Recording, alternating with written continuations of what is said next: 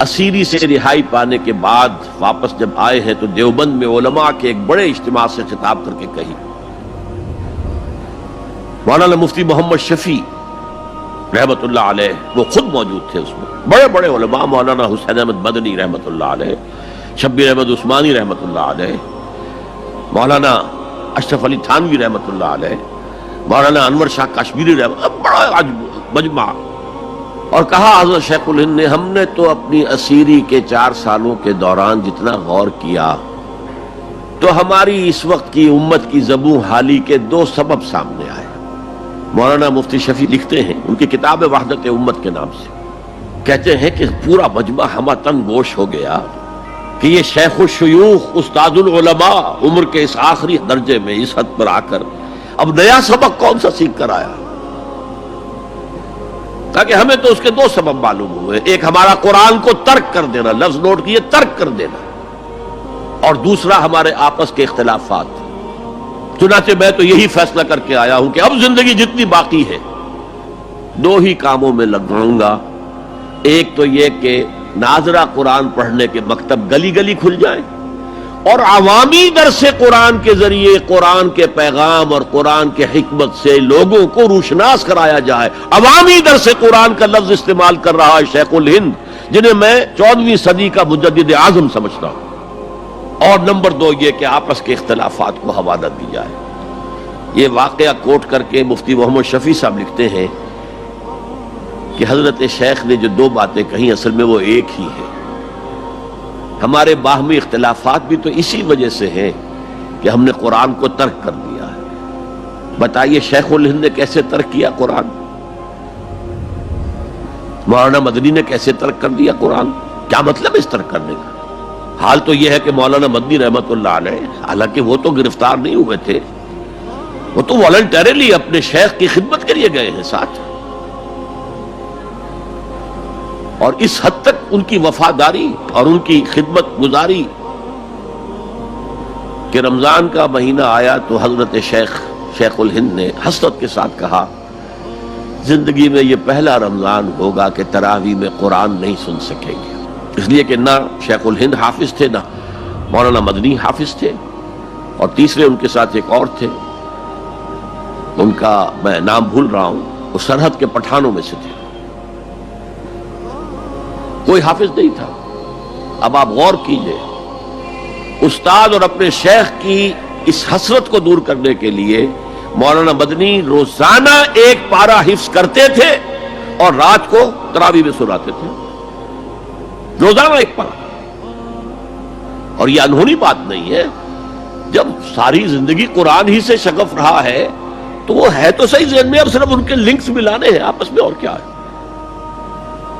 اصل میں قرآن کو ترک کرنے کا مطلب کیا ہے؟ وہ اصل میں ایک اور بہت بڑے عالم دین کی بات سنیے آپ. مولانا سید انور شاہ کشمیری رحمت اللہ علیہ، جو دیوبند سے آ کر آپ کے قریب میں ڈابھیل میں انہوں نے مدرسہ قائم کیا تھا. وہ ایک مرتبہ قادیان میں ایک جلسہ علماء کیا کرتے تھے ہر سال رد قادیانیت کے لیے. تو ایک سال اسی طرح وہاں علماء جمع تھے. اب جس نے یہ واقعہ بیان کیا ہے اس کا نام میرے ذہن میں اس وقت نہیں ہے، کہ میں صبح مولانا انور شاہ کشمیری رحمت اللہ علیہ کی خدمت میں حاضر ہوا تو دیکھا کہ غم کی تصویر بنے بیٹھے ہیں، بہت اداس، غمگین. میں نے پوچھا حضرت کیا معاملہ ہے، کوئی خاص سبب ہے؟ فرمایا بھائی کیا سبب ہے، یہ سوچ رہا ہوں کہ اپنی زندگی عمر ضائع کر دی. میں نے کہا حضرت آپ نے زندگی ضائع کر دی، عمر ضائع کر دی؟ آپ نے علم، بیہقی وقت کہلاتے ہیں انور شاہ کشمیری، جیسے امام بیہقی تھے، محدث اور فقیہ دونوں اعتبارات سے بلند. تو آپ نے پڑھنے پڑھانے میں، سیکھنے سکھانے میں ساری عمر گزار دی، تو آپ کی زندگی ضائع کیسے؟ کہنے لگے ہم نے سارا زور اسی پر رکھا کہ ثابت کر دیں کہ شافعی کی رائے صحیح نہیں ہے، ہماری رائے صحیح ہے. اسی کے لیے دلائل، اسی کے لیے بحثیں، اسی کے لیے لمبی چوڑی جو ہے ہمارے ہاں نشستیں منعقد ہوئی مدارس کے اندر. حالانکہ اللہ کے ہاں یہ ہم سے سوال نہیں ہوگا. گمراہیاں طرح طرح کی پھیل رہی ہیں اور ہم ان بحثوں میں لگے ہوئے. حالانکہ زیادہ سے زیادہ یہ کہا جا سکتا ہے کہ قول اصحابنا ثواب محتمل الخطا، اور جو قول دوسروں کا ہے وہ خطا ہے محتمل الثواب۔ زیادہ سے زیادہ یہ کہہ سکتے ہیں ہم کہ ہمارے جو اسلاف ہیں، ہمارے جو اساتذہ ہیں، ان کا قول صحیح ہے، اگرچہ اس کے خطا ہونے کا بھی امکان ہے۔ ہم یہ نہیں کہہ سکتے کہ اس کے غلط ہونے کا کوئی امکان ہی نہیں، معصوم تو وہ نہیں تھے۔ اور قولہم، ان کا جو ہمارے سامنے ہے مد مقابل ہے، اور وہ شافعی ہے۔ اصل تو جو ٹکراؤ تھا وہ فقہ حنفی اور فقہ شافعی کے مابین تھا۔ ہم صرف یہ کہہ سکتے ہیں کہ ان کا یہ قول خطا ہے، غلطی ہے، اگرچہ احتمال موجود ہے کہ وہی صحیح ہو، اس کے سوا تو ہم کچھ نہیں کہہ سکتے۔ اور ہم نے اپنی ساری زندگی اس کام میں لگا دیا۔ لیکن میں کہہ نہیں سکتا اس پر کتنے رنج اور صدمے کا اظہار کروں کہ مجدد وقت شیخ الہند رحمۃ اللہ علیہ اور بیہقی وقت مولانا انور شاہ کاشمیری رحمۃ اللہ علیہ، ان کی ان باتوں کا کوئی اثر ان کے شاگردوں نے قبول نہیں کیا۔ وہی روش ہے، وہی فقہی بحثیں ہیں۔ جب میں نے پاکستان میں تحریک خلافت کا آغاز کیا، کچھ احادیث بیان کی، اچھے علماء نے کہا کہ ڈاکٹر صاحب ہم نے تو یہ حدیثیں پہلی مرتبہ آپ سے سنی۔